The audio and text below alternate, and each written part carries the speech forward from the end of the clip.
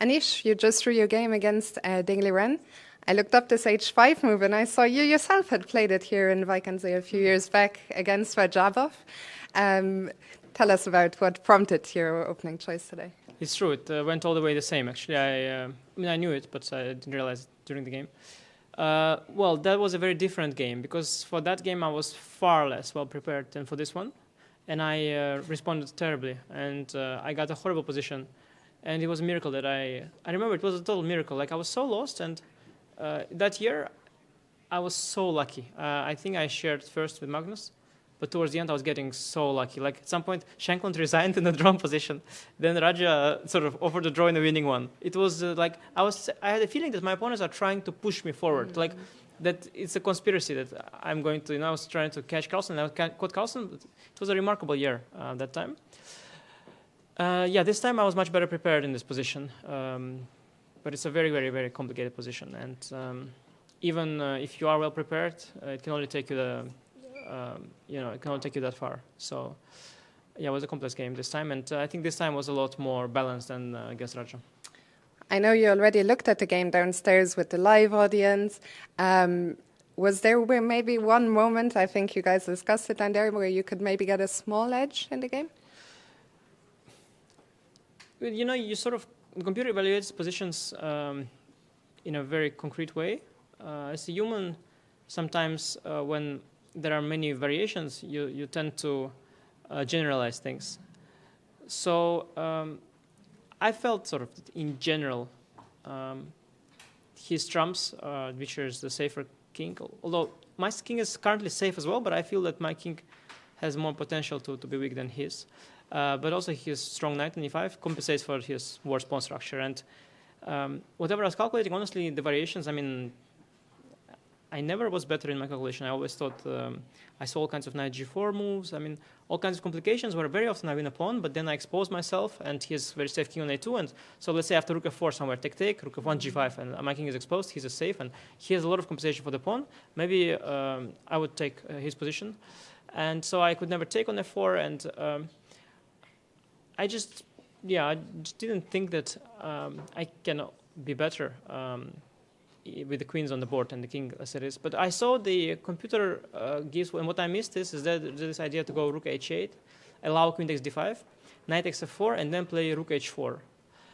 And I felt that it is wrong to give up my d pawn, because I win the f pawn normally in the variations for free, and now I won it for the d pawn. But I realized that, okay, first of all, once the d pawn is gone, now his king is a little bit weaker because the diagonal opens up.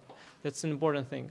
And the other thing is that with that rook h4, I'm sort of cementing my knight on f4 with pieces, but I just didn't see that resource. It's not like I'm not really looking for it. Also, it's a question of evaluation. I just felt like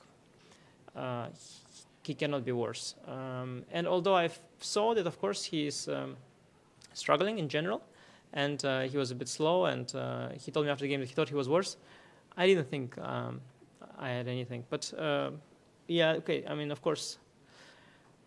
Of course. Given that I had more time and I had this chance, I should have, I guess, gone for it. But honestly, also many other moves that he didn't make, they concerned me. There were a lot of different ideas. He could go somewhere for earlier, then after rook f5, go. Often I was considering for him to go to double on the g file with the rooks, threaten knight g6, and just provoke knight f4, and then go with the rook back to f2. So there were multiple other moves that concerned me. Also, the moves he was making, I thought, okay, they all surprised me, but I thought they're not so bad. He was kind of keeping the tension. And I didn't see how I improved my position, but again, this idea of giving up the d pawn, maybe. So yes, I didn't think during the game at all that I should be unhappy with the draw, but when I see, of course, the numbers in my favor, it does feel like maybe a missed opportunity. Maybe, I don't know. I was curious, you mentioned that Ding said after the game that he felt he was a bit worse, and also on the camera it looked like his body language. He looked quite unhappy. And it made me wonder, how much attention do you pay to your opponent's body language? Of course, it's good for you if your opponent is not showing happiness. Although in Ding's case, I feel he's sort of going through a difficult phase a little bit, as he's, he takes the being a world champion very emotionally. And okay, it's sort of a luxury problem I had to have, I guess, but it's probably not how he sees it. I'm not sure that his demeanor is much to do with the position he has on the board. So if I had a better position, it would have been all nice. If I thought I had a better position, but I didn't think I have a better position. So yeah, I didn't give much importance to his demeanor. I remember also sometimes he has a similar kind of demeanor in very good positions too. It is just a sign of him going through a tough period, which I hope he'll get out of. Let's talk about where we are now. Tata Steel Chess on tour. We're in your hometown, The Hague. Was it a special feeling to be playing here in the Circus Theater? Yeah, for sure. There's a lot more pressure in these kind of special days because besides the usual pressure you have, you also have the routine is disturbed and you're going to a different location. It's just and also when we were approaching The Hague in the bus, tournament organizer made sort of the introduction. He said, "This is The Hague, the hometown of Anish Giri." And I was like thinking, maybe I should put it in Wikipedia. This is The Hague, the hometown of Anish Giri. Like this is what The Hague is. So yeah, it's of course very special. And I was hoping I wouldn't fall into the cake with my face. Let's say. Yeah. There's so much audience here. Your wife Sofiko, your son is here. Is it nice to have that family support? Yeah, it's true. When we were also in the downstairs at the commentary, I joined and I said, okay, let's sort of, now the whole family is here, and I want to tell them not even close. Like, there's a lot more behind the scenes. But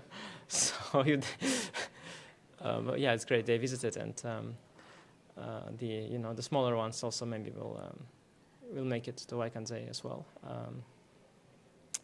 Yeah, I think it's nice for them that they could visit the tournament so near as well. Normally it would be a travel, and now they could walk. And I hope they enjoy it. It's a beautiful place as well. I saw this theater before already when we were doing promotion for the tournament, and I thought it was a very beautiful theater. I mean, I walked by it many times. I personally never actually entered it before, I thought it's a beautiful place. We should visit here, see some good place. I think my children been to some. Aladdin thing, I think. It's Aladdin, yeah? No, it wasn't Aladdin. Aladdin was there as well. That's the thing. That's why. Anyway, they've been here. I wasn't. I'm glad you could come here today. Final question. The tournament organizers, we have been discussing, or they have been discussing behind the scenes about the situation of the missing pawns. Yesterday you were very active on social media. So Anish, what do you have to say in your defense? Where was the missing pawn? Yeah, I was telling my trainer that my second that it's remarkable what the chess newbies find funny, because this is really not funny at all.